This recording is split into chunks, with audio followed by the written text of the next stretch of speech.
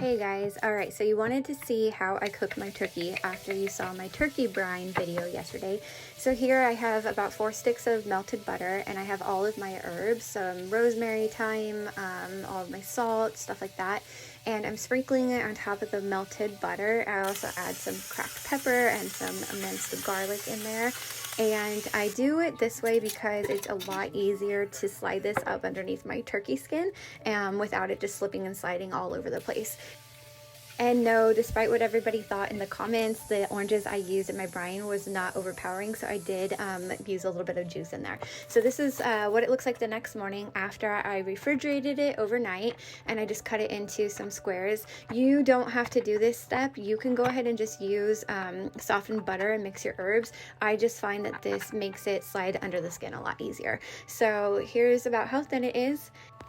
So then I went ahead and took everything out of my brine bag, and my turkey was really heavy, but I tried to get everything into the strainer the best I could so that way I could save all of this. I am going to go ahead and stuff some of this back inside of my turkey and around the pan so that way my drippings have some of this flavor.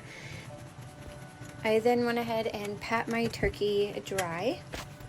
And then this next part, I highly recommend, you don't have to do this. I know some people are going to get grossed out, but I pull the skin up, make a little cut, and I actually just kind of slide my whole hand right on in there and separate the skin from the meat. And, you know, I don't get grossed out by this stuff. We homestead, we process our own meat around here.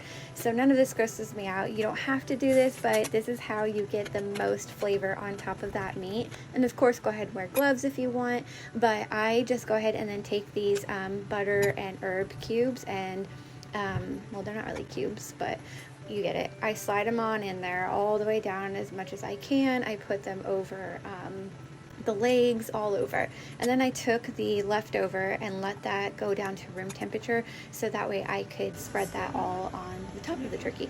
So here you go, you can see all the butter and herbs inside right on the meat. Here's that leftover stuff, the butter and herbs that I went ahead and just rubbed all over the outside of the turkey so that way as it cooks, it's going to give it a nice golden roast. It's going to drip down and have that flavor in the drippings that I used to make gravy. So I just lathered this bad boy up. And yep, I got all in there. And then I went ahead and just took everything from my brine. I don't stuff my turkey completely. I don't use stuffing inside of it. I like to just take all of this, add it back in there, and then add it to the sides of the pans, and it gives a whole lot of flavor to the turkey. So it's really good. And then I also have some extra rosemary, some sage, and some thyme that I'm putting around the pot and in the turkey as well. My house is going to smell so amazing while this is all cooking. So then I went ahead and snapped the legs back in there. And here's how she's looking, and she's ready for the pan. So this is going to be a really amazing bird with a whole lot of flavor. So I went ahead and used my electric roaster this year. I normally cook it in the oven at 350 degrees at about 13 minutes per pound, but actually using this electric roaster freed up my oven so I could cook everything else I needed to, but it actually finished about an hour earlier than I was expecting. I went ahead and covered the wings with some foil along the way so they wouldn't get too crispy, and then I went ahead and basted the turkey about every 30 minutes or so, just using the drippings that were in there. And of course I had to make me a little drink while I was making all the other food to go along with our turkey. So here it is, looking really good. I'm just giving it another basting. And look, you can see all those herbs under there. I did transfer the turkey to a roasting pan and just cooked it in my oven for about 5 more minutes just to get the top a little more crispy because the electric roaster didn't do that so well.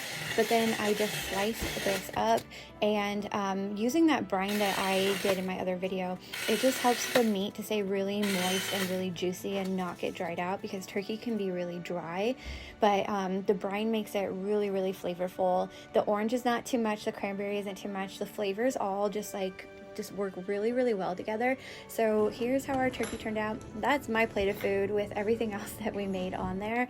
And here's my family just enjoying that turkey and our Thanksgiving together. My kids are so weird. Yeah, I know.